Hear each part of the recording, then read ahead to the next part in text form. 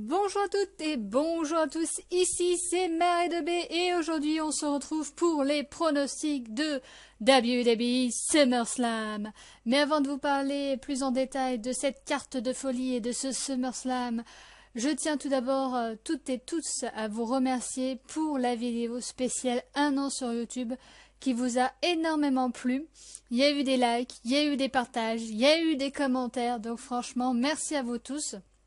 La plupart trouvaient que c'était normal. Moi, je dirais plutôt que j'ai de la chance. J'ai de la chance de vous avoir à mes côtés. Et je tenais encore une fois à vous dire merci. Alors là, vous le voyez, il n'y a pas de caméra aujourd'hui. Pourquoi? Tout simplement parce que quand j'ai fait le rendu de la vidéo spéciale 1 an, le rendu sur YouTube a mis autant de temps qu'a duré la vidéo. Donc autant dire que là, comme ça va être les pronostics assez longs puisqu'il y aura 4 heures, et oui 4 heures de SummerSlam. D'ailleurs, nos commentateurs français, Christophe Ajus et Philippe Giraud seront en ringstyle. Ils seront là-bas pour commenter en direct sur AB1 à 1h15 du matin. Donc autant vous dire que je n'ai pas préféré faire la caméra avec ces pronostics, mais ne vous inquiétez pas. Le bilan, lui, sera en live. Et oui, le bilan du SummerSlam sera en live. Ce sera samedi 14h, samedi prochain, dans une semaine. Mercredi, vous aurez la vidéo annonce spéciale live où dans la description, vous aurez qu'à cliquer sur le lien pour vous rendre directement au live. Alors pour l'instant, je ne sais pas si j'inclurai la caméra dans le live, je vais tester et si je vois que ça marche, écoutez, j'inclurai la caméra en plus des PowerPoint et si ça marche, je vous ferai ça, sinon vous aurez que le PowerPoint pour le live ou alors que la caméra. C'est à vous de décider dans les commentaires. Et sans plus tarder, nous sommes en direct de New York. Et oui, New York, et attention, New York n'est pas la capitale, et non, c'est Washington DC, la capitale des États-Unis. Un petit peu de culture ne fait pas de mal.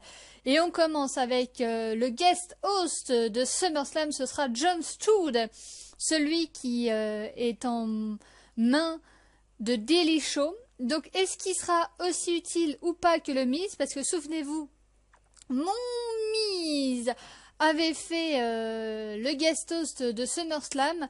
Et en fait, il avait servi pratiquement à rien. Le pauvre, il était un petit peu comme une pleine verte. Il servait juste à enchaîner les plats. Donc là, est-ce que Jon Studd va ramener autre chose d'intéressant ou est-ce qu'il sera juste là un peu comme le Miz et que c'est juste une plus-value pour ce pay-per-view? Je ne sais pas, le pay-per-view nous en dira plus. Et en parlant de pay-per-view, regardez-moi cette carte de folie! On commencera avec le match Revenge du mois dernier entre Randy Orton, The Viper, contre le guerrier celte Sheamus, Mr. Money in the Bank. On continuera avec Green Arrow et Red Arrow qui feront équipe contre l'homme des étoiles et le roi. J'ai nommé Stephen Amell et Adrian Neville contre Stardust et King Barrett. Oh, hell, King. God save the King, évidemment. On continuera avec le triple threat match pour cette ceinture intercontinentale qu'on n'a pas eu le mois dernier. Ryback remettra en jeu sa ceinture contre le Big Show et le Miz. On continuera avec la rivalité.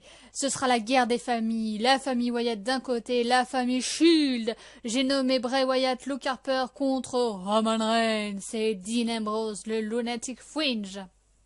On continuera avec le Fatal 4-Way pour le Tag Team Championship. Los Matadores, Olé, les New Day, les Primetime Players et les Lucha Dragons. Le match des filles, oui, les filles seront elles aussi mises en avant dans un Triple Threat Tag Team Elimination Match.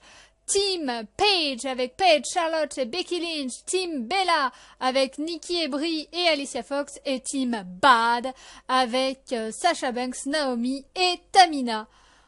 On continue avec la rivalité. Le retour de Dolph Ziggler, le show-off qui affrontera son ennemi de toujours, Rusev. Les deux seront accompagnés de la ravissante Lana et de Summer Rae.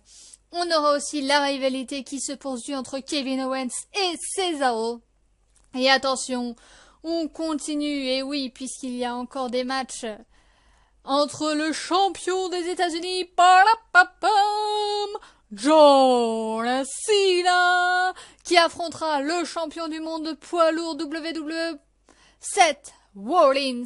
Et attention, puisque le gagnant remportera les 2 titres. Et oui, c'est du jamais vu. Est-ce que ce sera John Cena? Est-ce que ce sera Seth Rollins? Est-ce que John Cena égalera le record de Ric Flair? Tout ça, on le dira. Et on finira par le main event. The Dead Man, The Phenom, le dernier des Hurlala, tout droit venu de Death Valley, The Undertaker, qui affrontera la bête, le conquérant, le dieu, My Client, Brock Lesnar. Et ce sera un pay-per-view de folie. Mais regardez-moi cette match, mais voilà, c'est des matchs de folie. Point négatif, premièrement, c'est qu'apparemment, il n'y aura pas de pré-show.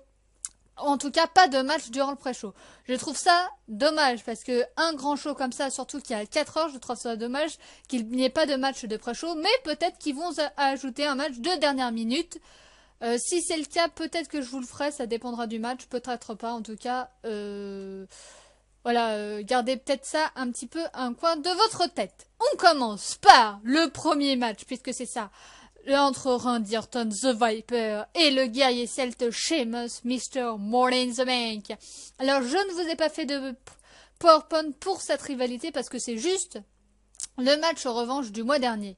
Souvenez-vous, on était dans la ville natale de Randy Orton, qui affrontait déjà Sheamus, et c'est Randy Orton qui avait gagné chez lui. Là, c'est juste le match revenge, donc je voyais pas l'intérêt de faire un PowerPoint. Donc autant vous dire que pour ce match revenge, c'est Sheamus qui va gagner. Fin des pronostics. Alors cette rivalité, je trouve qu'elle ressemble trait pour trait. Donc cette rivalité ressemble trait pour trait, et je trouve que c'est un petit peu un copier-coller entre la rivalité Dean Ambrose et l'ancien Mr. Money in the Bank, j'ai nommé Seth Rollins. Souvenez-vous, quand Seth Rollins était Mr. Money in the Bank, Dean Ambrose était toujours dans les parages pour empêcher Seth Rollins de cacher sa mallette, et on a eu des matchs entre les deux. On a eu le Lumberjack match, on a eu le match de l'échelle, on a eu notamment ces 2 matchs-là, on en a eu bien sûr d'autres, il y a eu une rivalité, tout ça. Et je trouve ça dommage que cette rivalité entre Randy Orton et Sheamus, c'est un petit peu la même chose. À part qu'il n'y a pas eu d'anciens coéquipiers, parce que la force de cette rivalité, c'est qu'anciennement, ils étaient tous les deux dans le Shield, que Seth Rollins avait trahi Dean Ambrose en lui foutant, souvenez-vous, un coup de chaise, qu'il avait trahi aussi Roman Reigns pour rejoindre l'autorité et tout ça. Donc il y avait quand même une storyline derrière tout ça qui était un peu plus aboutie. Là, c'est sorti un petit peu de nulle part, mais ça repompe un peu le même concept. Donc je trouve ça assez dommage. Et d'autant plus que j'ai un peu l'impression qu'ils font ça en se disant, bah écoute, on te file ce match-là en attendant qu'on ait un champion face, parce que Seth Rollins est heel. Enfin, heel pour l'instant, hein, on sait pas trop ce qu'il est, parce que en tant que champion, la storyline qu'ils ont avec lui, c'est plus un champion lâche, heel, mais un peu heel quand même. Ils attendent en fin de compte qu'il y ait changement de titre pour que Sheamus cache sa mallette sur un face qui ferait l'unanimité du public. Comme ça renforcerait son côté heel turn. Donc je trouve ça dommage qu'en attendant ils se disent bon on sait pas trop quoi faire de lui. Randy Orton c'est pareil, on sait pas trop quoi faire de lui. La seule chose qui est notable, c'est que Randy Orton a eu un match pour le titre WWE poids lourd lors d'un Raw. Et que c'est Sheamus qui est là en empêché, puisque Randy Orton allait gagner. Donc voilà, je trouve ça juste dommage qu'on ait ce match-là en attendant d'avoir un futur peut-être champion, où on ne sait pas trop quoi faire d'eux. Je trouve ça juste dommage, et en plus ça pompe. Alors là, le must, et là je le vois gros comme une maison, c'est s'ils nous refont les mêmes matchs que Dean Ambrose contre Seth Rollins.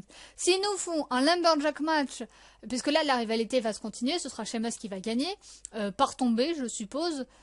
Et s'il y aura un match de l'échelle, là on pourra dire vraiment que c'est la même rivalité, et je trouve ça dommage, et je trouve que c'est un manque un petit peu d'imagination. Donc en tout cas, pour ce match-là, mon pronostic ce sera Sheamus par tombée. Je doute qu'il y en ait une soumission. Vu que le premier match était Randy Orton, le second match ce sera Sheamus. Ça fait poursuivre la rivalité jusqu'à Night of Champions. Et voilà, hein, comme ça on se creuse pas trop les ménages pour savoir quoi faire d'eux. On passe au pronostic suivant, et attention là, c'est la star, Stephen Amell, qui sera en équipe avec Neville contre Stardust et King Barrett. Oh, hell, King! Donc le Gwenao et le Wedao qui feront équipe contre l'homme des étoiles et le roi. Et oui, Mister le roi.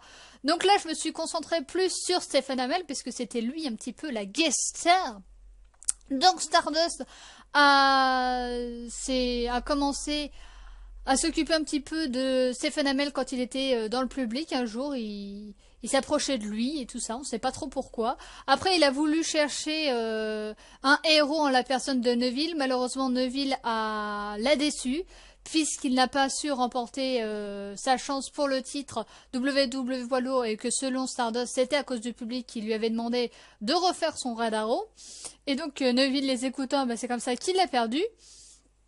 Donc Stardust, il lui a dit, si ce n'est pas toi, qui ça peut être, avec ses speeches toujours en désignant Stephen Amell. Et donc Stephen Amell lui a répondu via Twitter, écoute, si tu me cherches, tu vas me trouver, je serai à Raw la semaine prochaine. Et donc la semaine suivante, on a eu Stephen Amell en guest star de Raw. On a eu un match entre Adrian Neville et King Barrett. C'est Adrian Neville qui a gagné le match, mais à la suite de ce match-là, Stardust est venu mettre des coups de pied à Adrian Neville, et il s'est de nouveau confronté à Stephen Amell, l'a remis un petit peu à sa place, l'a refait s'asseoir parce que Stephen Amell était debout. Évidemment, Stephen Amell l'a pas supporté et s'en est pris à Stardust. À la suite de ça, Stephen Amell et Neville sont allés voir Triple H et il leur a dit, écoute, moi je veux un match, je suis un homme, quand on me dit, quand on m'attaque, moi je réponds. Et donc Triple H lui a dit, écoute, moi je vais pas t'assurer, t'es qu'un acteur, t'es pas un catcheur, tu n'as rien à faire, t'étais là en guest star et tout ça. Et l'autre il lui a dit, tu me fais signer n'importe quel contrat, tu prends aucun risque sur moi, je suis pour. Et donc finalement, on a fait signer ce match-là. À noter qu'à SmackDown, Neville a affronté quelqu'un et qu'à la fin, évidemment, Stardust et King Barrett se sont pris à lui. Donc, les pronostics, et ce sera Green Arrow ou Red Arrow contre Stardust et King Barrett. Alors déjà, première chose, il faut savoir que la rivalité n'était pas pensée à la base pour King Barrett. Et oui, la rivalité a été pensée par le Miz, en tout cas pour le Miz, c'est plus français. Le Miz qui devait faire équipe avec Stardust, et la storyline aurait été plus poussée vers le côté comédien, puisque le Miz est aussi une movie star, n'est-ce pas? D'ailleurs, le DVD, il a fait de la promo de son DVD qui va sortir pour Noël et tout ça. Le DVD Marine 4, pareil, où il a fait de la promo pour son DVD, et donc ça aurait été plus tourné vers ça. Alors malheureusement ou heureusement pour nous, Ryback est remis sur pied, et donc évidemment le triple threat match, c'était toujours un triple threat match. Le Miz ne pouvait pas tout d'un coup ne plus avoir cette opportunité-là et être avec Stardust, ça n'aurait pas été aucun sens. Et donc il a fallu retrouver un heel de remplacement un petit peu charismatique, et bon, un heel du niveau de Stardust et assez charismatique et remplaçant, il n'y a plus grand monde, vu que les autres étaient pris. Donc, c'est tombé sur King Barrett. Voilà. Donc, je trouve ça un petit peu dommage qu'il était un petit peu le plan B et du plan A, n'est-ce pas? Mais voilà, je trouve ça un petit peu dommage. Donc, autant vous dire que là, c'est la cuillère aussi claire que de l'eau de roche. Ce sera évidemment la star de Arrow qui va gagner avec Adrian Neville par tombée. Évidemment, ce seront les faces, ce seront les gentils, ce seront ce seront pas les vilains qui vont gagner, n'est-ce pas? Ce seront les super-héros. Alors pourquoi? Parce que déjà, ils ont fait venir une star. D'ailleurs, à noter que Stephen Amell s'est fait mal. Et oui, en soulevant une haltère, il s'est pété la mâchoire. Heureusement, apparemment, il a mis de la glace et ça a l'air d'aller mieux. Mais autant vous dire qu'ils vont vous faire gagner Stephen Amell et Adrian Neville, parce que vous faites venir une superstar, même si c'est un comédien de la série Arrow, qui est notamment diffusée sur TF1. Donc, vous n'allez pas faire perdre un gars comme ça, surtout qu'à mon avis, ils ont dû lui faire un beau chèque pour être présent à SummerSlam, qu'il a dû déplacer une séance de dédicace et tout ça. Donc, c'est à prendre en compte. Et bon, faire gagner les super-héros, voilà, tout le monde est content. Après, est-ce qu'ils vont pousser le vice à ce que ce soit Stephen Amell qui fasse le tomber? Je ne pense pas, parce que se faire battre par quelqu'un qui n'est pas de l'univers du catch, ce serait vraiment assez tordu. Alors si c'est le cas, peut-être qu'ils feront le tomber sur Banius Barrett, enfin sur King Barrett, avec qui ça allait pas fort ces temps-ci, il y avait un petit peu des bisbilles entre lui et les bookers de la WWE. Ou alors peut-être sur Stardust pour qu'il devienne Cody. Puisque là, je sais pas si ça a été abandonné ou quoi au caisse, parce que au retour de Cody Rhodes de Stardust, les plans étaient prévus qu'il redevienne face parce que le public ne pouvait pas huer Stardust par rapport à son père Dusty Rhodes qui était décédé malheureusement. Et donc ils ont redécidé de remettre en avant Stardust. D'ailleurs, je trouve ça assez dommageable d'attendre qu'une personne soit morte pour remettre en avant son fils, mais bon, que voulez-vous? Et il devait le refaire venir face parce que le public n'allait pas siffler Cody par rapport à son père. Alors le personnage de Stardust en lui-même, ça a pas l'air de marcher parce que les gens, ils le sifflent pas, ils l'applaudissent pas. Les seules choses qu'ils disent les gens, c'est l'appeler par Cody, par son prénom. Donc je sais pas s'ils vont continuer dans cette gimmick heel de super vilain ou si c'était juste pour affronter Stephen Amell. Je ne sais pas. En tout cas, ce qui est sûr, c'est que ce sera Stephen Amell et Adrian Neville qui vont gagner par tombée. Et que s'ils sont assez vicieux, ce sera Stephen Amell qui fera le tombé. Et alors là, ce sera la risée pour le catcheur parce que se faire battre par un comédien, quand même, voilà, je pense pas qu'ils vont aller aussi loin que ça. Je pense que ce sera Adrian Neville avec son Red Arrow qui fera plutôt le tombé. Donc victoire des Face. On continue avec la rivalité chaude bouillante entre Kevin Owens et Cesaro. Donc là, souvenez-vous, ça avait commencé à l'époque où John Cena faisait un Open Challenge pour son titre des États-Unis. Cesaro est venu et malheureusement, il y a eu disqualification vu que Kevin Owens a attaqué John Cena vu qu'il devait l'affronter. Donc Cesaro a gagné par disqualification, mais en tant que disqualification, le champion reste champion. On a eu le triple threat match pour être prétendant au titre numéro 1 de la WWE Power Lourd entre Kevin Owens, Cesaro et Randy Orton, et c'est Randy Orton qui a gagné le match. Et on a eu un match entre Cesaro et Seth Rollins, où à la fin, pour le titre WWE Poids Lourd, c'est Seth Rollins qui a gagné le match, et à la fin du match, Kevin Owens est intervenu. Voilà ce qu'on pouvait à peu près dire. Je redirai plus tard ce qui Cesaro n'a pas eu de match lors du dernier pay-per-view, et Kevin Owens, lui, a perdu par soumission, voilà, contre John Cena pour le titre des États-Unis. Voilà, il a tapé. Donc, la victoire entre Kevin Owens et Cesaro. Donc, autant vous dire que là aussi, ça va être assez simple. Je pense que c'est Cesaro qui va gagner. Alors, pourquoi? Tout simplement parce que là, il est de nouveau... la Cesaro Section est de nouveau en marche. Du côté de Kevin Owens, les bookers, il y en a certains qui pensent qu'il ira loin et que c'est une future top superstar et qui voudrait lui donner le titre tout de suite. D'ailleurs, en parlant de titre, il va affronter Finn Balor pour le titre NXT, je crois quelques jours avant SummerSlam.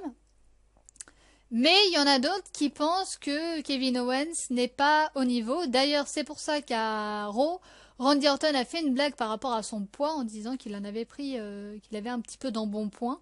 Donc ça, c'était par rapport au booker qui n'aimait pas trop par rapport à cette blague-là. D'ailleurs, on a eu un match 8 contre 8 où ce sont les Fesses qui l'ont gagné. On a eu Randy Orton, Cesaro et anciennement Shield contre la Wyatt, Kevin Owens et Sheamus, et ce sont les Faces qui ont gagné à SmackDown. Donc, en plus de ça, de la Cesaro Section et que Cesaro redevienne un petit peu en grâce aux affaires de booking, il se murmurait que le prochain champion des États-Unis, ce serait lui, et que ce serait John Cena qui perdra le titre face à Cesaro. Voilà, c'est ce qu'on dit. Alors peut-être pas que John Cena, puisque là il sera occupé avec Seth Rollins. Donc s'il gagne les deux ou s'il perd tout de suite. Mais en tout cas, les plans voudraient que le prochain champion des États-Unis soit Cesaro, notamment par rapport à son partenaire par équipe Tyson Kidd qui est toujours convalescent. D'ailleurs, je ne pense clairement pas qu'il reviendra un jour catché parce que sa blessure est assez grave. Donc voilà, je pense plutôt que ça va être Cesaro qui va gagner cette première manche. Pourquoi pas poursuivre la rivalité. Et en plus, comme Kevin Owens n'a pas l'air est un petit peu mitigé en ce moment. En tout cas, le match, voilà, je suis sûre que le match il sera bon parce que Kevin Owens contre John Cena, c'était du 5 étoiles. Cesaro, à chaque fois qu'il est dans le ring, c'est du 5 étoiles. Donc, je suis sûre que de ce côté-là, on ne sera pas déçu. Mais je pense plus que les bookers sont plus du côté de Cesaro qui a fait des efforts, qui est toujours là. Son match contre Seth Rollins, mais c'était géant. Et voilà, la Cesaro Section est de nouveau parmi lui, à ses côtés. Donc je pense plus à Cesaro par tomber. Voilà, on va pas refaire abandonner Kevin Owens. Par contre, Kevin Owens, de son côté, ça ferait 2 fois qu'il perd. Une fois contre John Cena en tapant et une autre fois contre Cesaro. Alors c'est vrai que voilà, ça fait peut-être un petit peu beaucoup. En même temps, je me dis que s'il gagne, moi je pense pas qu'il va gagner le titre NXT contre Finn Balor. Tout simplement parce que maintenant il est bien intégré dans le roster principal et que ce serait un véritable pas en arrière de lui refaire gagner le titre. Donc je pense vraiment pas qu'il va gagner ce titre-là. Donc ça lui ferait 3 défaites consécutives.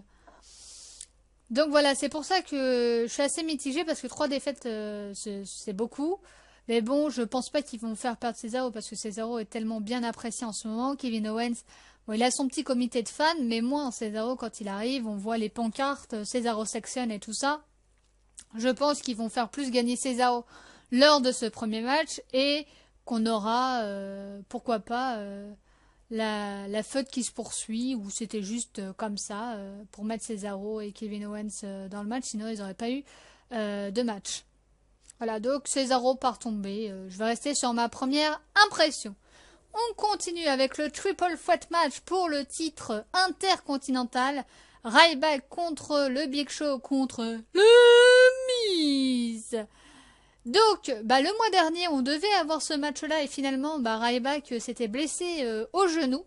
Donc, on n'a pas eu le match. À la place, on a eu le match des filles avec les filles de NXT mises en avant. Mais on a eu quand même le Miz qui est venu sur le ring en disant que c'était pas normal, que Ryback aurait dû laisser sa ceinture vacante et que le Big Show, lui, devait prendre sa retraite et que le challenger numéro 1 et le futur champion, ça devait être lui, qu'on lui remette tout de suite la ceinture intercontinentale.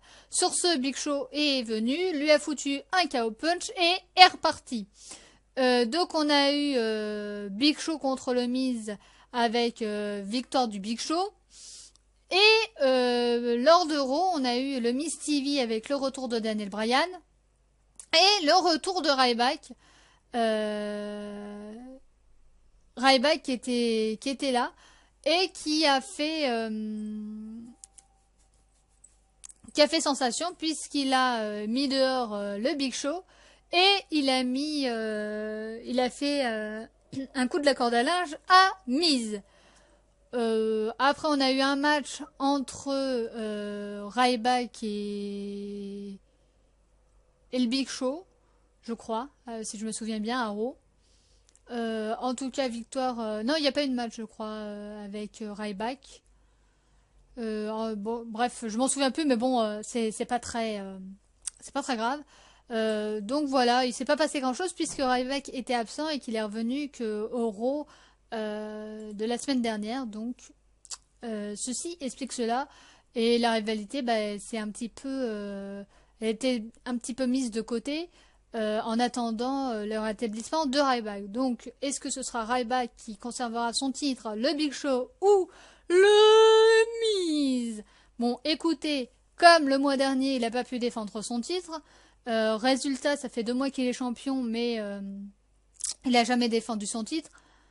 Je vais vous le dire, c'est très clair, c'est sûr et certain à 100% que ça va être Ryback qui va être et conserver son titre. Voilà, il va être champion et il va conserver son titre.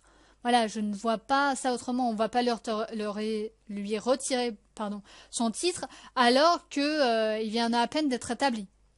Après, je pense que lui et le Miz seront mis en avant par rapport à Tough Enough, vu que tous les deux viennent de Tough Enough, que le Miz a gagné Tough Enough, et qu'en ce moment passe Tough Enough. Et qu'en plus, les audiences de Tough Enough n'étaient pas bonnes, et c'est pour ça d'ailleurs qu'ils commencent à mettre des champions. Ils ont notamment fait venir Seth Rollins, ils ont fait venir Cesaro, ils ont fait venir John Cena. Donc voilà, ils ont fait venir. D'ailleurs, maintenant, à la place de Hulk Hogan, c'est le Miz qui est juré dans Tough Enough avec Daniel Bryan et Paige. Donc voilà, je pense qu'ils vont faire une pierre deux coups en mettant en avant Ryback et le Miz. Le Big Show, je pense pas qu'ils vont le mettre en avant. Peut-être sa puissance et tout ça, mais je ne vois pas trop l'intérêt. Donc je pense que les deux qui seront le Miz le plus en avant, ce sera le Miz et Ryback, mais que celui qui conservera son titre et qui sera toujours champion intercontinental, ce sera Ryback parce qu'il revient de blessure, donc on va pas lui faire changer son titre, alors que ça fait 2 mois qu'il a son titre et qu'il ne l'a jamais défendu. Donc voilà, ceci explique cela. Par tomber, on va pas faire de prise de soumission. Par tomber, alors tomber sur qui? Je pense sur le Miz parce que faut pas déconner non plus. Le Miz est là un petit peu et la partie un petit peu drôle de ce match-là. Je pense qu'il va subir le tombé, il va subir les différentes prises et tout ça. Et je pense qu'il va morfler un max. Mais bon, les gens l'aiment pour ça aussi. Donc je pense que ça va être le Miz qui va recevoir le tombé. On continue avec la guerre des familles. La famille Wyatt d'un côté, la famille Shield.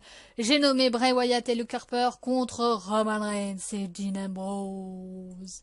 Donc là, souvenez-vous, lors du dernier pay-per-view, nous avions un match simple entre Roman Reigns et Bray Wyatt a gagné puisque on a eu intervention dans le dos de l'arbitre de retour du l'enfant prodige Luke Harper qui a mis un coup de pied sur la face de Roman Reigns et donc Bray Wyatt a pu en profiter. Ensuite, on a eu des matchs simples entre Roman Reigns et Luke Harper. On a eu des matchs simples entre Dean Ambrose et Luke Harper. Luke Harper a gagné par tombée. Après, Dean Ambrose avait gagné par disqualification vu que Bray Wyatt est intervenu. On a eu aussi un match entre Randy Orton, anciennement Shield, Roman Reigns plutôt, et Dean Ambrose contre la Wyatt Family et Sheamus, où ce sont Roman Reigns, Dean Ambrose et Randy Orton qui ont gagné le match. Le H-Man, comme je vous ai dit, où ce sont les fesses qui ont gagné le match. Donc voilà, à chaque fois on a eu des matchs, à chaque fois il y a eu des interventions. Voilà ce qu'on peut en dire de cette rivalité. Une rivalité quand même assez passionnante, qui tient en haleine. Donc est-ce que ce sera la famille Wyatt qui va être gagnante ou la famille Shield, Roman Reigns et Dean Ambrose? Écoutez, là c'est beaucoup plus compliqué.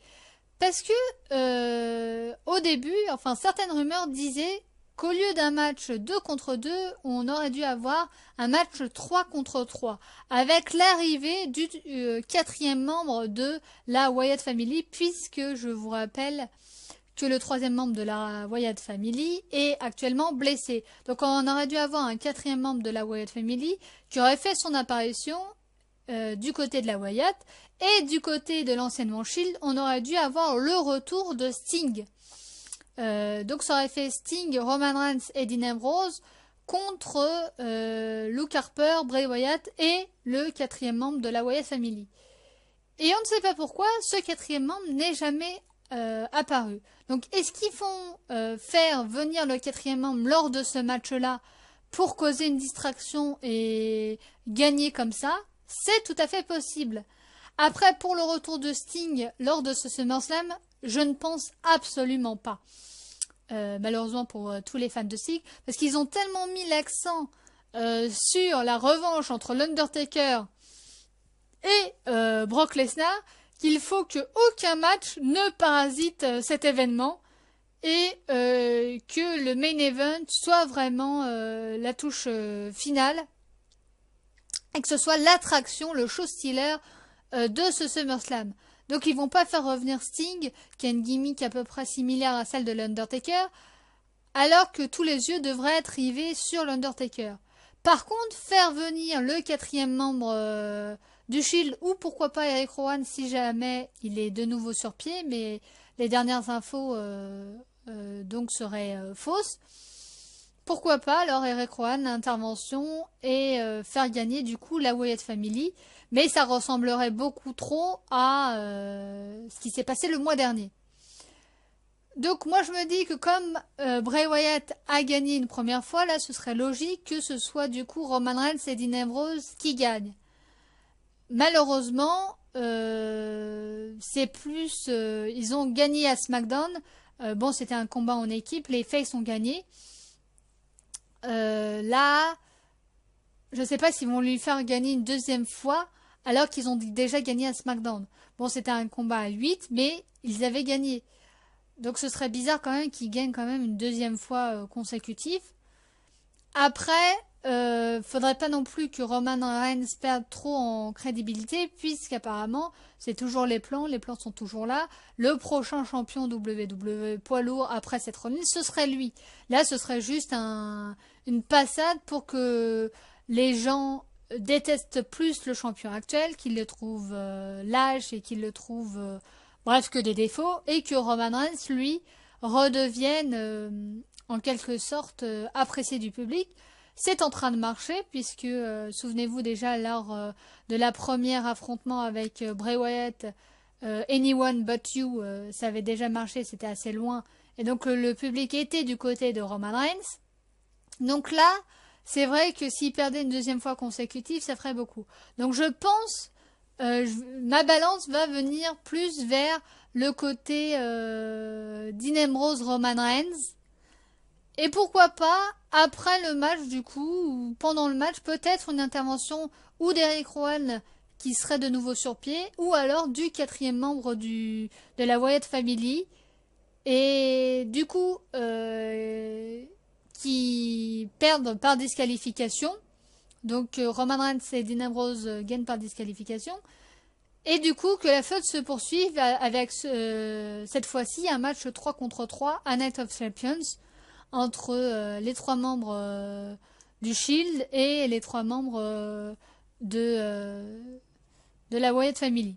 Ou alors au Survivor Series, Team Shield contre Team Wyatt. Pourquoi pas.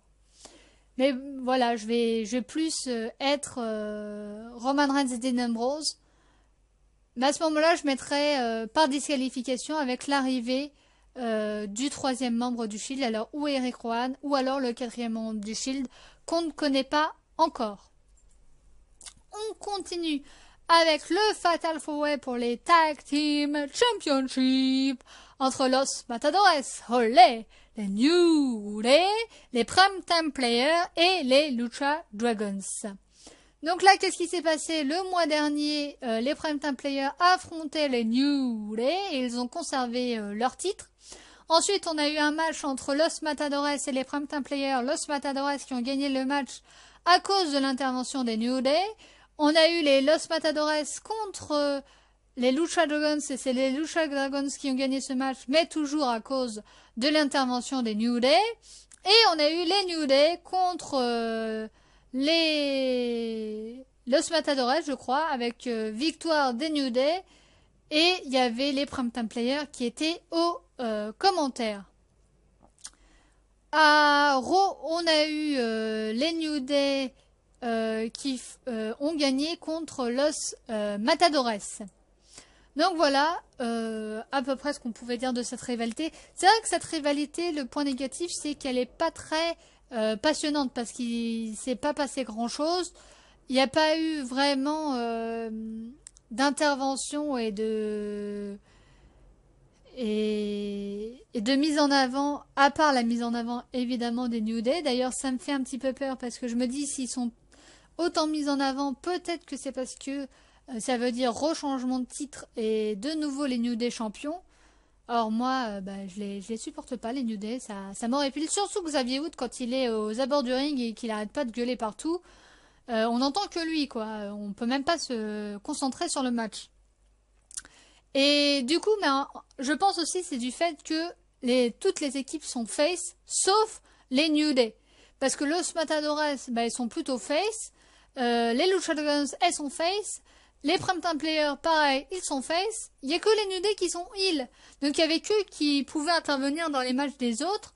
Et donc évidemment, toute la storyline a tourné autour des New Day et du fait qu'ils interviennent durant les matchs. C'était un petit peu répétitif, quoi. Donc,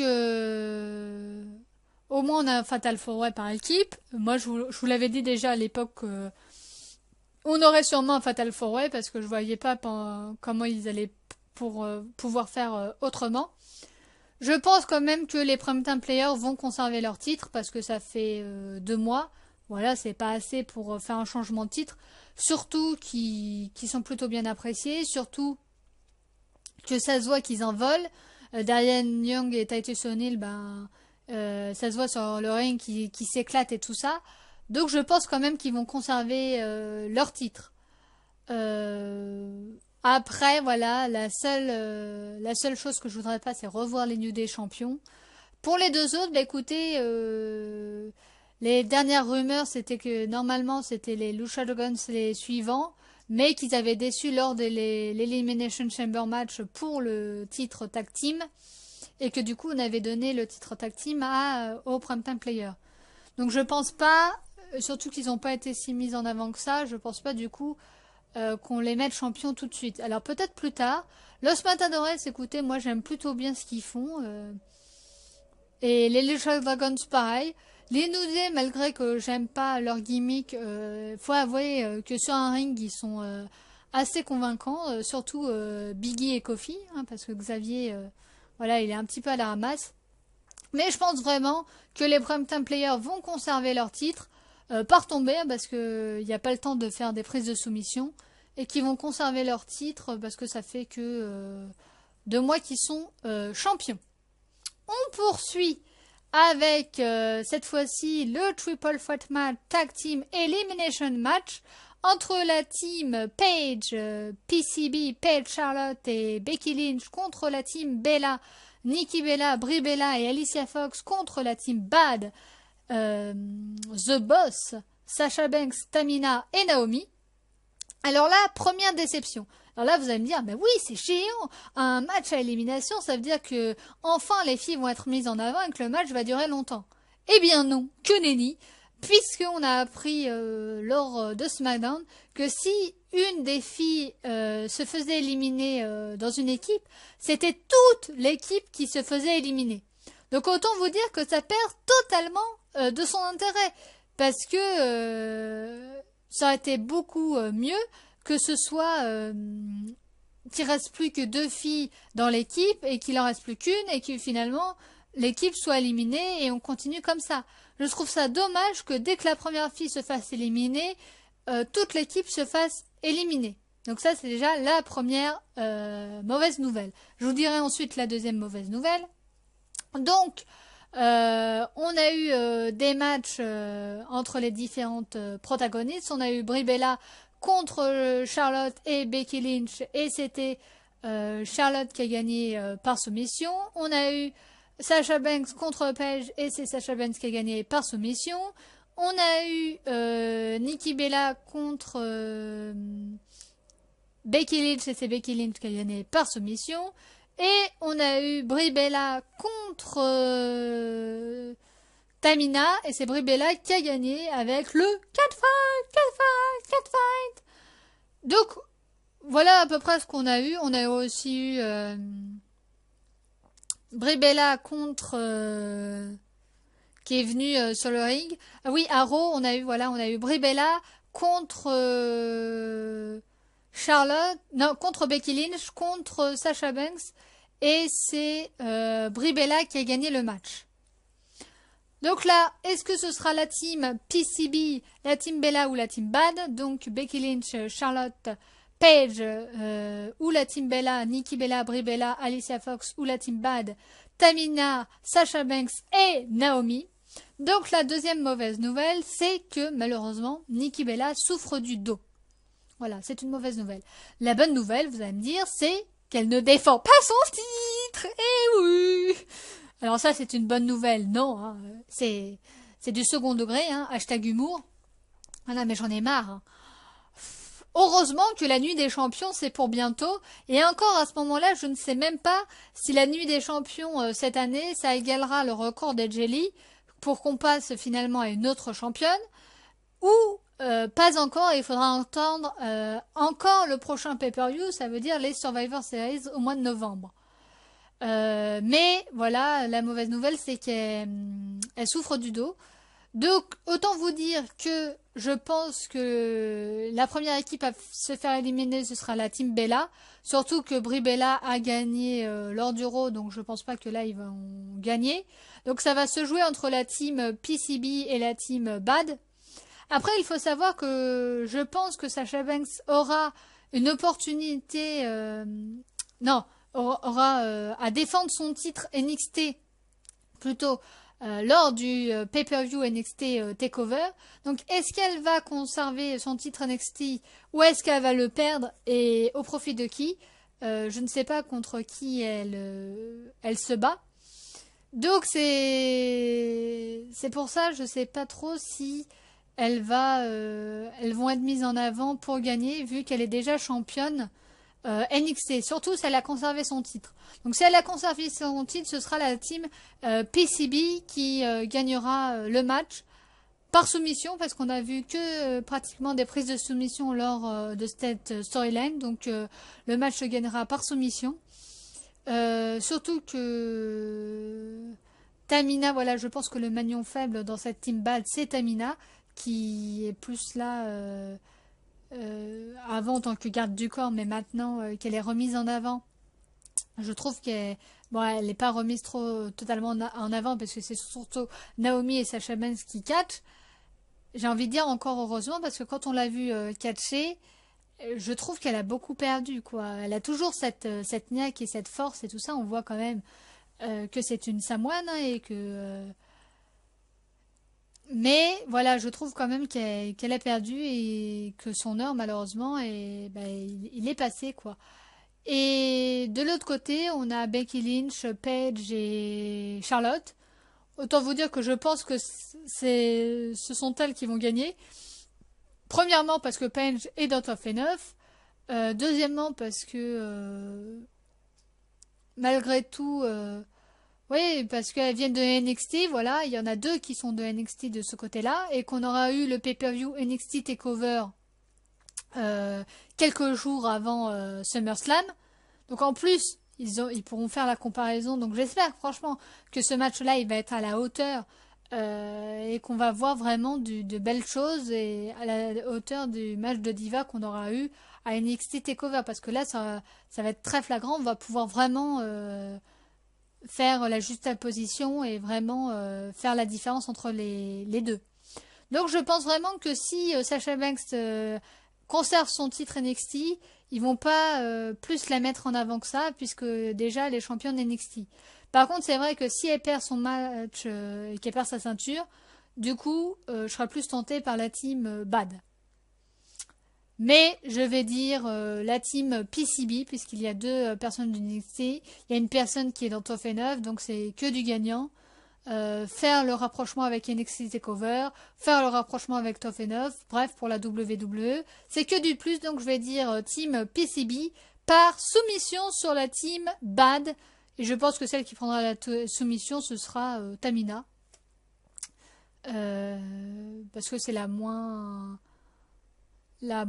des trois, voilà. Je pense que ce sera plus elle qui prendra la soumission. On continue avec Dolph Ziggler qui a fait son retour contre le Bulgare brut Rousseff. Alors Dolph Ziggler sera accompagné de sa petite amie Lana, l'ex-petite amie de Rousseff, et Rousseff, lui, sera accompagné par la copie de Lana, j'ai nommé Summer Rae. Donc là, qu'est-ce qui s'est passé? Eh bien, souvenez-vous, Rousseff s'est chargé de Dolph Ziggler, il lui a...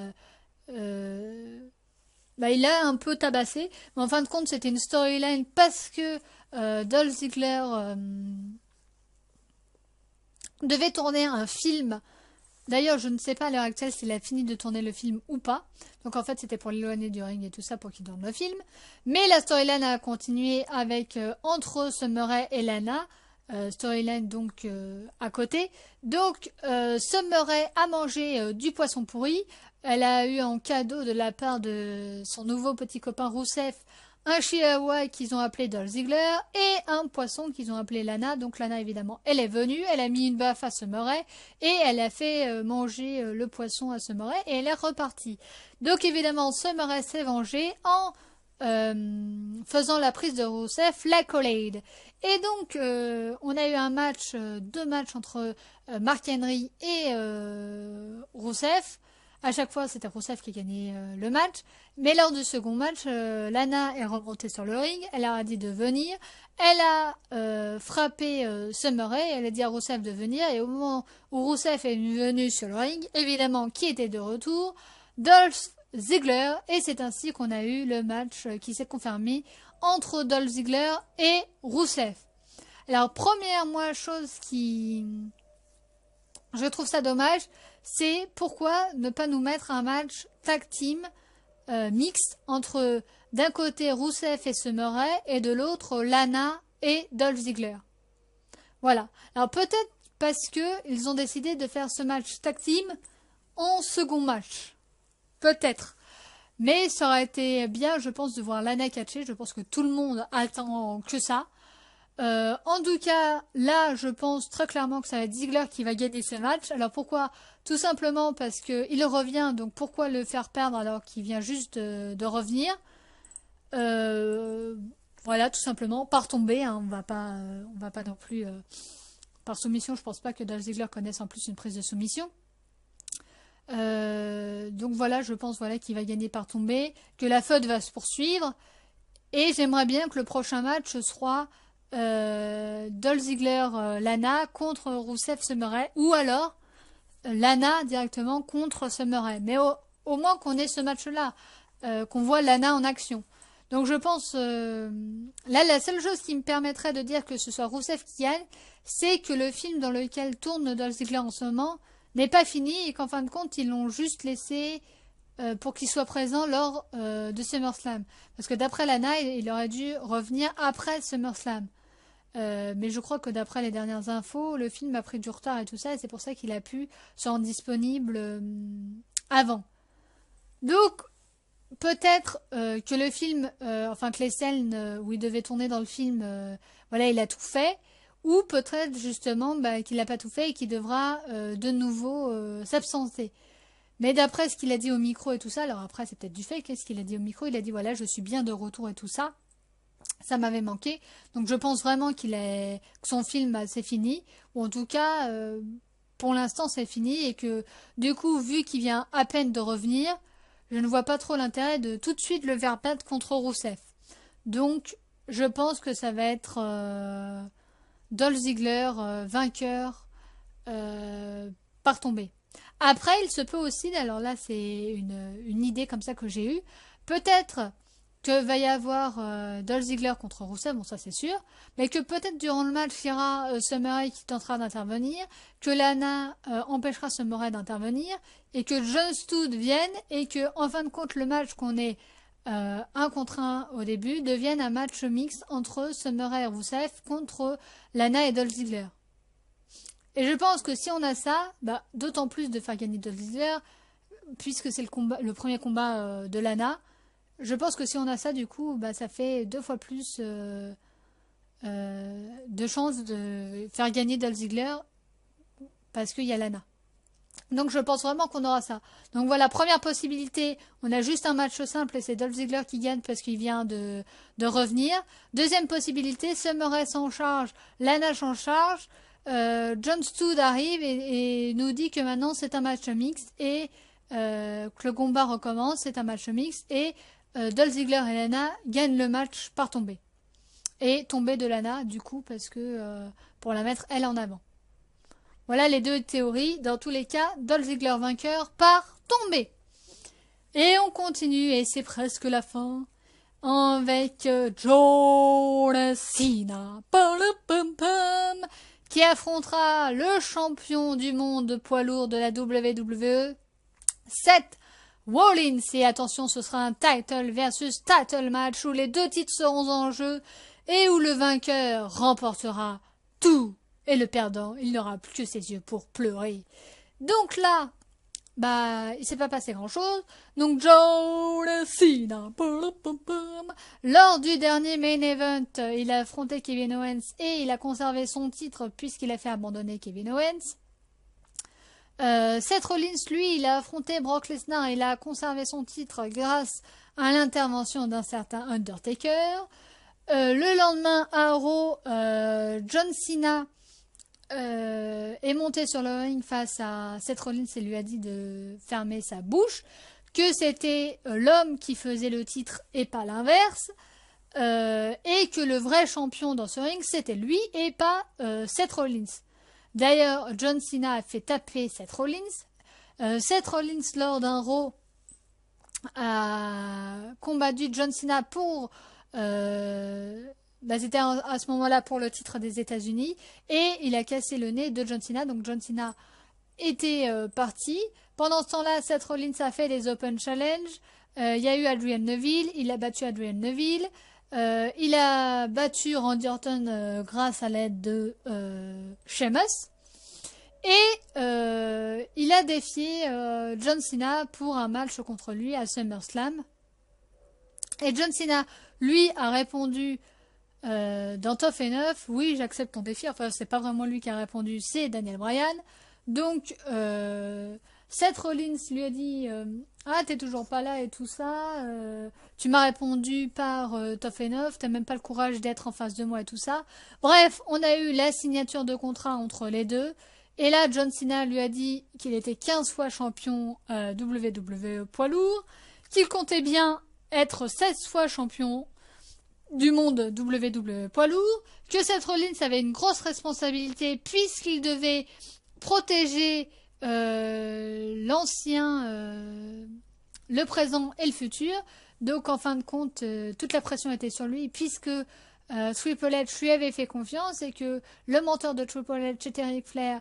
Eh bien, il y avait un petit peu le partage, le savoir quoi, qui était transmis de génération en génération, mais que contrairement à Triple H, lui, il n'avait pas été là de Ric Flair, mais que lui si, et donc que John Cena a été ravi de lui faire lors du SummerSlam, et donc il deviendrait 16 fois champion du monde poids lourd.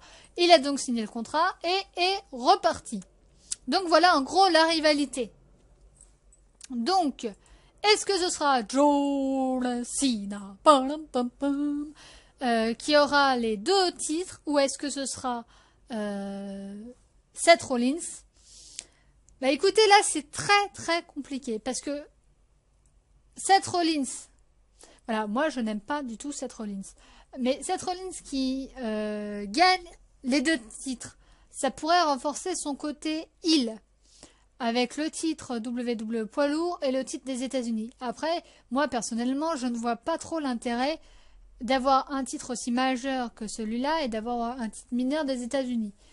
Déjà premièrement. Après, deuxièmement, ce serait la première fois que quelqu'un aura les deux ceintures, donc il serait un petit peu le précurseur. Donc là, ce serait mettre à son crédit. Donc ça va pas trop à sa gimmick le fait d'être le premier dans quelque chose.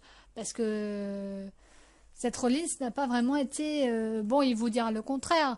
Il vous dira que c'était lui qui a créé le Shield. C'est lui le premier à avoir trahi le Shield, à avoir rejoint l'autorité. Et tout ça.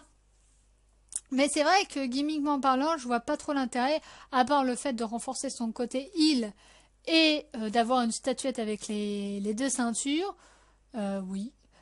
Sinon, voilà, je vois pas trop l'intérêt. De l'autre côté, bah pareil, là, je vois pas du tout.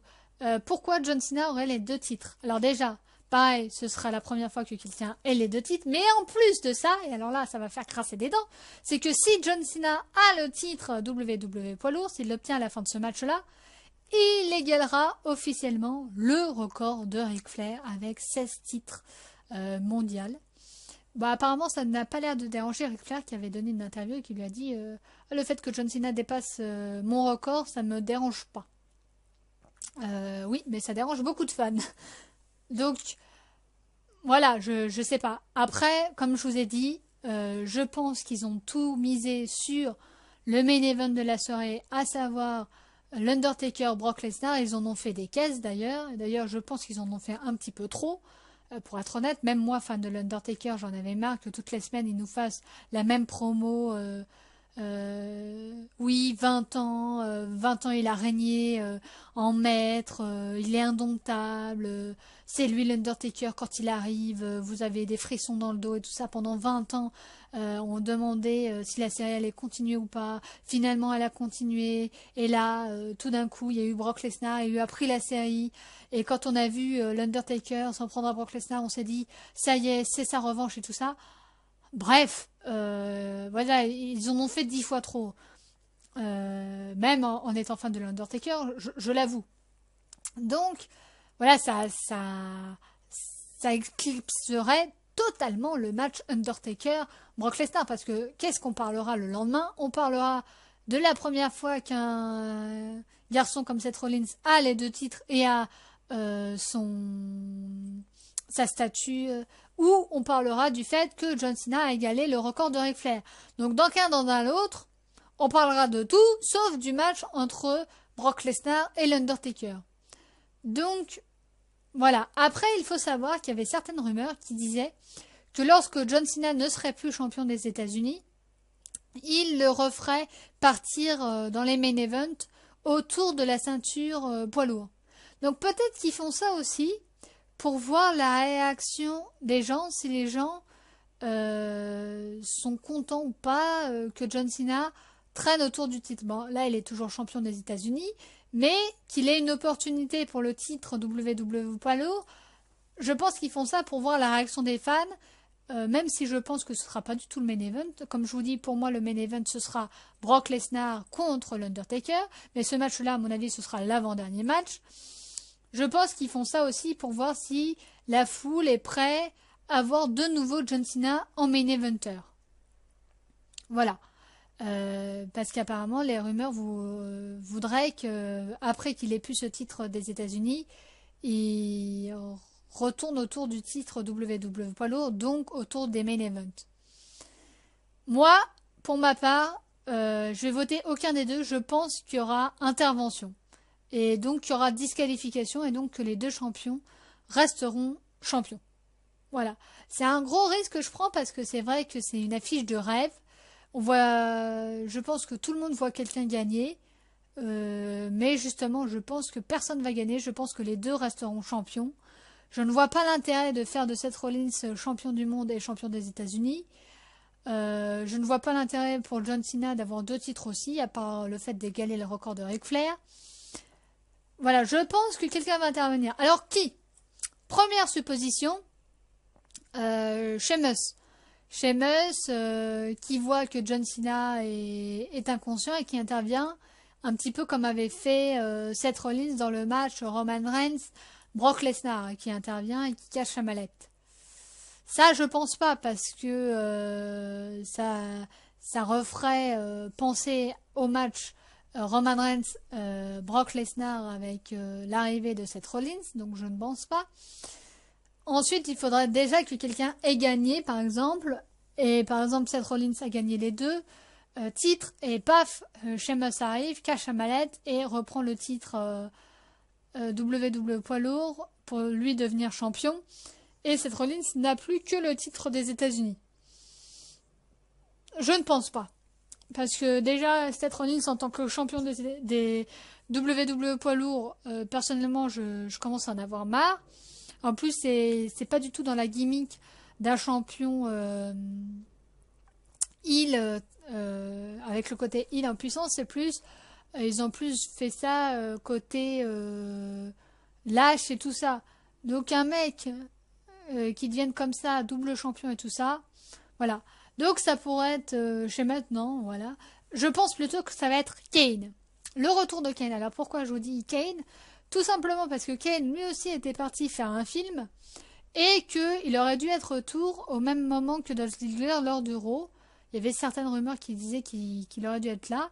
Finalement, on l'a pas vu. Alors peut-être pour nous garder la surprise, même si du coup ça fuitait avant, mais hein, que voulez-vous? C'est la WWE, hein. Des fois ils nous donnent des fuites comme ça, on se demande pourquoi. Donc le fait que Kane intervienne dans ce match-là pour coûter le match à Seth Rollins, et donc du coup qu'il y ait disqualification, et donc du coup que Kane se retourne contre Seth Rollins. Et pourquoi je dis Kane aussi? Parce qu'on sait très bien, et là, mauvaise nouvelle pour certains, bonne nouvelle pour d'autres, parce qu'il y a eu des... j'ai vu que sur les réseaux sociaux, vous étiez pour la plupart contents du retour de l'Undertaker. Pour d'autres, vous vous disiez vraiment ce qu'il fait en ce moment et que vous ne compreniez pas pourquoi il était encore là et qu'est-ce qu'il avait à prouver. Donc, Ken, justement, qui trahirait l'autorité et qui se mettrait du coup du côté de son frère, l'Undertaker, pour reformer les Brothers of Destruction, l'équipe mythique, pour alléger, on va dire, l'Undertaker qui, malgré tout, a une cinquantaine d'années, je crois qu'il est même un peu plus vieux que ça. Donc pour l'alléger et pour qu'il continue jusqu'à WrestleMania l'année prochaine, au Texas. Voilà, c'est une possibilité. Donc moi je pense vraiment que Kane va intervenir, qu'il y aura disqualification, que les deux du coup garderont leur titre et que Kane du coup trahira l'autorité et se mettra du côté de son frère l'Undertaker pour reformer les Brothers of Destruction. Voilà, donc là pour moi je dis personne, intervention de Kane. Et on finit, et voilà, par le main event. Déjà presque une heure de pronostic entre l'Undertaker, The Phenom, The Badass, le dernier des hors-la-loi, qui est venu tout droit de la vallée des morts, The Undertaker, qui affrontera le conquérant, la bête, This Client, Brock Lesnar. Donc là, souvenez-vous, WrestleMania 30, et oui, nous avons pleuré tous ensemble. L'Undertaker a affronté Brock Lesnar pour sa 22e victoire. Eh bien non, puisqu'il s'agissait en fait de sa première défaite. Brock Lesnar a réussi l'impensable, battre l'Undertaker sur ses terres à WrestleMania 21-1. Donc, pendant des mois, Paul Heyman et Brock Lesnar se sont pavanés et l'Undertaker en a eu marre. Et oui, 1 an et demi après. Alors, est-ce que c'est logique? La réponse est non, mais je développerai un petit peu plus après. Donc, l'Undertaker en a eu marre, et lors du match de Battleground entre Seth Rollins et Brock Lesnar pour le titre WWE poids lourd, Brock Lesnar avait les choses en main, il allait gagner, et là, qui revoilà? L'Undertaker.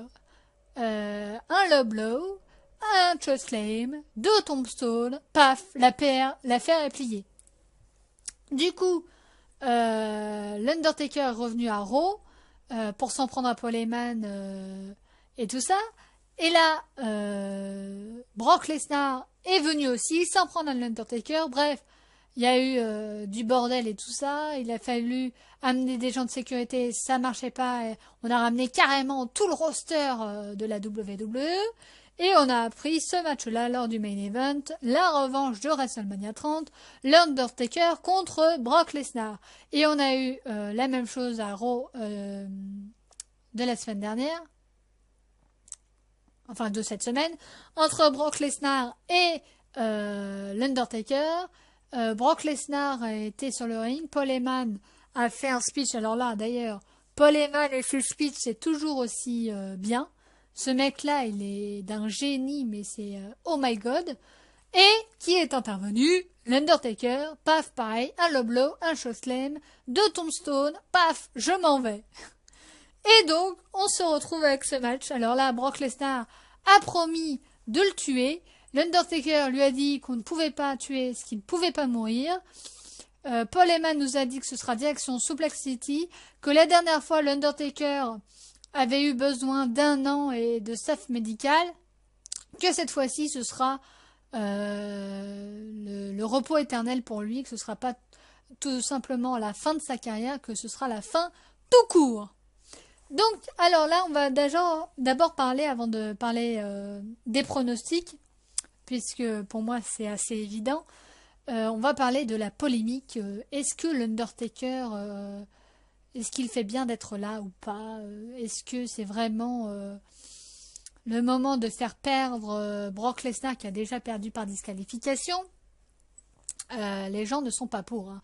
Les gens ne comprennent pas que l'Undertaker revienne. Ils pensent très clairement que l'Undertaker, il ferait mieux de partir en retraite tout simplement. Mais écoutez, malgré que je sois une fan de l'Undertaker, je comprends parce que c'est vrai que même moi, je peux comprendre que des gens ayant vu l'Undertaker à ses débuts le trouvent diminué. En même temps, aujourd'hui, comme je vous ai dit, il a une 50aine d'années. Donc il ne peut plus faire les mêmes choses qu'il faisait quand il en avait 30. Je trouve c'est assez logique. Après, je pense très clairement, mais alors à 2 milliards de pourcents, que l'Undertaker a dit à Vincent McMahon, il lui a dit, écoute Vince, ouais, parce qu'il l'appelle Vince lui, hein. Écoute Vince, voilà, j'ai envie de faire un dernier run. Là, je vais affronter Brock Lesnar, on va faire une storyline autour de la vengeance, même si c'est pas... même si voilà, c'est un prétexte quoi. Est-ce que c'est crédible 2 secondes? Non, parce qu'ils se sont vus avant, qu'il a affronté Bray Wyatt et du coup qu'il a gagné. Du coup, ça fait 22-1. D'ailleurs, chose que je comprends pas, quand une série est finie, elle est finie. Tu rajoutes pas une victoire. Et apparemment, ils ont décidé de rajouter une victoire quand même. Mais bon, que voulez-vous? Donc, il lui a dit, écoute, on fait ce match-là. Voilà, ce sera un match comme ça. On va faire ce match-là. Et après, je reviendrai. Alors, pour les gens qui pensent que il sera au SummerSlam et après qu'on le verra plus avant WrestleMania de l'année prochaine. Bah, que nenni, puisqu'on sait déjà que l'Undertaker sera présent lors d'une tournée au Mexique, je crois. Et je pense très clairement qu'il sera présent lors des Survivor Series, puisqu'il a fait des Survivor Series un pay-per-view important, donc ce sera un petit clin d'œil. D'ailleurs, je pense très clairement que Sting aussi sera présent lors des Survivor Series, qui sera présent lors du Royal Rumble, je pense, et qu'il finira sa route, comme chaque année, chez lui, au Texas, lors de WrestleMania, et que l'un lendemain, lors du Raw International, il fera ses adieux, et il prendra sa retraite et des rings. Voilà. Je pense très clairement qu'il a dit à Vince, écoute, je fais un dernier run, laisse-moi faire le dernier run, et je suis là à Battleground, je viens. Tu me donnes un match comme ça contre Brock Lesnar, c'est juste un match comme ça, on fera une storyline derrière, mais voilà, c'est juste un prétexte. Tu me mets avec mon frère Kane, pour pas trop que je me fatigue. Je viens au Survivor Series, je viens lors du Royal Rumble, je fais d'autres apparitions avec mon frère pour peut-être tourner autour des titres tag team. Et là, je vous le dis, très clairement, les titres tag team qui pour l'instant sont un petit peu au fond du trou et il n'y a pas vraiment de storyline, rendez-vous compte si demain on vous apprend que les frères de la destruction sont de retour, que Kane est de nouveau avec son frère et qu'il s'intéresse au titre. Tout de suite, ça va prendre une importance mais capitale parce que les jeunes vont se battre contre les frères de la destruction, l'équipe qui avait dominé à l'époque. Et ça, c'est toujours un plus pour les jeunes d'affronter des personnes comme ça et de mettre en valeur les jeunes, chose que va faire très certainement l'Undertaker et Kane, parce que Comme vous le dites, ils n'ont plus rien à prouver et donc ils vont mettre en avant les jeunes. Donc voilà, je pense très clairement qu'il a dit ça. Voilà, je te fais les Survivor Series, je te fais le Royal Rumble, tu me mets en équipe avec mon frère, on redevient les Brothers of Destruction, on tourne autour des titres par équipe pour mettre pour mettre en avant plutôt les jeunes générations et le titre par équipe pour qu'ils redeviennent OP. Pourquoi pas nous faire gagner le titre, hein, voilà, mais juste une fois comme ça, et on les perd contre des jeunes pour mettre en avant les jeunes, et on se sépare à l'amiable avec mon frère, et je retourne à WrestleMania, tu me donnes un match. Alors, les premières rumeurs auraient voulu que ce soit un combat contre Sting, apparemment ça sera pas le cas. Les deuxièmes rumeurs parleraient d'un certain John Cena. Pam, pam, pam. Donc je ne sais pas, pour tout vous dire. C'est vrai que je ne comprendrais pas pourquoi John Cena en tant que dernier match pour l'Undertaker. Pour l'instant, je vais être franche avec vous. Hein. Je ne vois pas le truc. Après contre Sting, pourquoi pas, hein, ça ferait des légendes et tout ça. Ça, je sais que beaucoup de fans espèrent. Moi, j'espère plus. Sting contre l'Undertaker évidemment, mais j'espère plus qu'en dernier match, bon, c'est vrai aussi qu'ils sont presque obligés de le faire gagner vu qu'il sera chez lui au Texas. Mais je me dis, pourquoi pas le faire perdre lors de son dernier match contre un jeune et mettre en avant un jeune. Je sais pas. Après, ce serait un jeune face charismatique qui a le soutien de la foule parce que sinon ça passera jamais. Surtout qu'on sera au Texas et que du coup ça va passer moyen s'il perd. Et que le lendemain, à Raw International, eh bien, ils disent, écoutez, c'était mon dernier match hier soir, je m'en vais, je prends ma retraite, et voilà, et qu'ils partent. Et je pense très clairement que là, voilà, c'est son dernier run. Il s'est dit, voilà, je vais me faire plaisir une dernière fois, je vais penser à moi, je vais faire plaisir une dernière fois, au lieu de revenir qu'une seule fois et après de dire je m'en vais, et bien là, je reviens à Battleground, je reviens lors du SummerSlam, j'ai un match contre Brock Lesnar, et en plus, on trouve facilement une storyline, même si c'est pas très crédible, pardon, du genre, je vais me venger de Brock Lesnar qui a réduit à néant ma série d'invincibilité que j'ai mis tant d'années à croître. Après, tu me donnes un match au Survivor Series, au Royal Rumble. Entre-temps, tu me mets en équipe avec mon frère. On redevient les Brothers of Destruction et on tourne autour des titres par équipe pour donner plus de storyline et de l'importance à ce titre-là. On se sépare avec mon frère. Je bats quelqu'un à WrestleMania chez moi où je perds. Parce qu'on sait très bien que l'Undertaker fait un petit peu ce qu'il veut. Et le lendemain, je prends ma retraite, toujours chez moi au Texas. Je pense très clairement à 2 milliards de pourcents que ça va être ça. Et du coup, Brock Lesnar qui a gagné par disqualification, eh bien, il peut toujours avoir une chance contre Seth Rollins lors de la Nuit des Champions en octobre, vu qu'il a gagné par disqualification. Donc, et bon, il a dominé, donc c'est pas si, voilà, c'est pas comme si il avait rien fait et qu'il avait perdu. Et là, le fait qu'il perde une seconde fois, bon, c'est vrai que ça fait un petit peu beaucoup, surtout pour le fait qu'on dise de lui que c'est une bête acharnée et tout ça. C'est vrai que du coup, on y croit moins. Mais bon, je ne sais pas. Vu que là, ils le font passer pour face dans cette contre Seth Rollins, c'était un face. Que là, du coup, c'était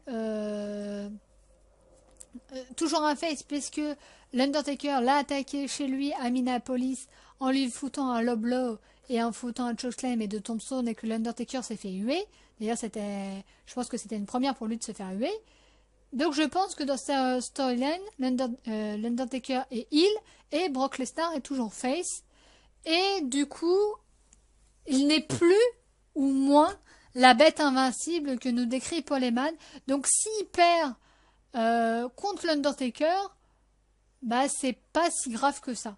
Puisque comme on sait que c'est juste un one-shot, pour faire un rappel de WrestleMania, qu'il aura de toute façon une nouvelle chance contre Seth Rollins pour le titre WWE poids lourd lors de la Nuit des Champions ou alors lors d'un autre pay-per-view. voilà, c'est pas si grave. Donc autant vous dire que moi, je vais être à 2 milliards de pourcents pour l'Undertaker, que je pense qu'il va gagner par tomber, hein, faut pas non plus pousser le bouchon.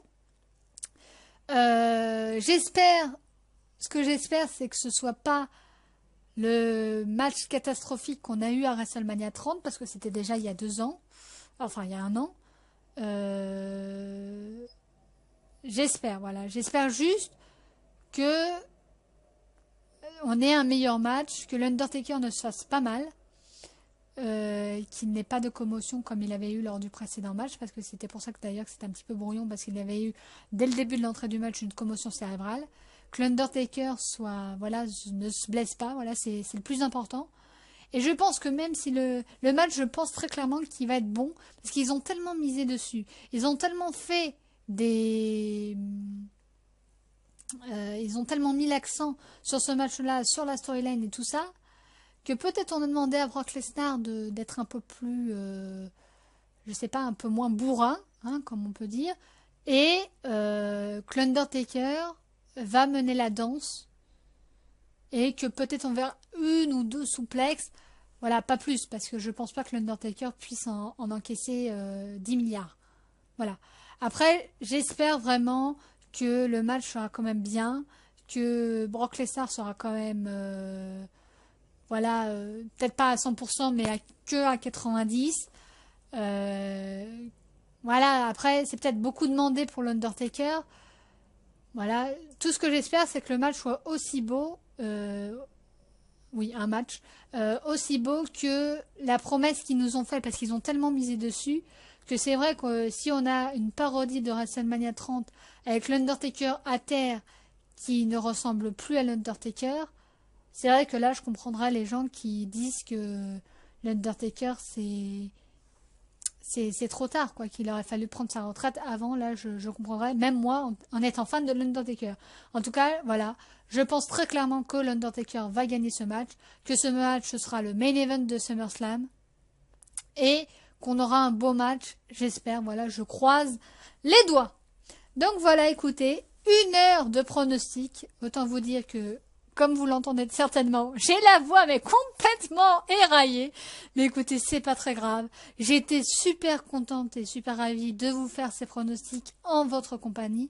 N'hésitez pas à mettre dans les commentaires, vous, quel match vous attendez le plus, quels sont vos pronostics. D'ailleurs, en parlant de ça, et oui, voilà, j'ai failli oublier. J'ai vu ton commentaire, Devil Joe, où tu me disais, enfin, je te tutoie, hein, j'espère que tu me le permets. Bref, où tu me disais que ce serait bien de faire des pronostics avec des abonnés. Bah écoute, ça m'a pas du tout traversé l'idée, mais pourquoi pas? Mais alors pas tout le temps, parce que je trouve que faut réserver ça pour des occasions exceptionnelles. Là, SummerSlam, c'est pris un petit peu trop tard. Mais pourquoi pas pour les grands pay-per-view ou l'un des Big Four. Donc, j'ai nommé les Survivor Series, le Royal Rumble, TLC et SummerSlam. Ou alors, pourquoi pas avec des enjeux genre le Money in the Bank ou le prochain pay-per-view Night of Champions. Pourquoi pas que vous puissiez participer. Alors pas tout le monde parce que j'ai une connexion, comme vous le savez, au Lidl et que du coup je pourrais même pas être, je pense, la guest host, prendre la connexion pour ma part et en même temps gérer les PowerPoint et tout ça. Donc pourquoi pas. Écoute, ça m'avait pas traversé l'esprit, mais voilà, je suis pas fermée, pourquoi pas, des occasions comme ça exceptionnelles, pourquoi pas. Voilà, c'était tout pour moi. Mais écoutez, n'hésitez pas, comme je vous ai dit, à dire vous quel match vous attendez le plus, vos pronostics, comme ça on pourra voir qui de moi ou de vous est le meilleur en pronostic. N'hésitez pas, comme d'habitude, à mettre des tonnes de pouces verts et à partager un maximum la vidéo. Sur ce, écoutez, je vais vous laisser. Je vous souhaite, comme d'habitude, une bonne journée, une bonne après-midi ou une bonne soirée. Et on se dit à la prochaine. La prochaine fois, ce sera le Top Flop mercredi, après SummerSlam et après l'Euro. Ce sera l'annonce du live qui aura lieu samedi à 14 h où vous aurez une vidéo annonce concernant le live de SummerSlam. Donc vous n'aurez qu'à cliquer sur le lien du live pour vous rendre directement au live. Et donc sinon on se retrouve samedi à 14 h en direct live. Et ce sera le bilan du SummerSlam. Voilà. Bah, sur ce, je vous souhaite une bonne journée, une bonne après-midi ou une bonne soirée. Et on se dit à une prochaine fois. Ciao, ciao!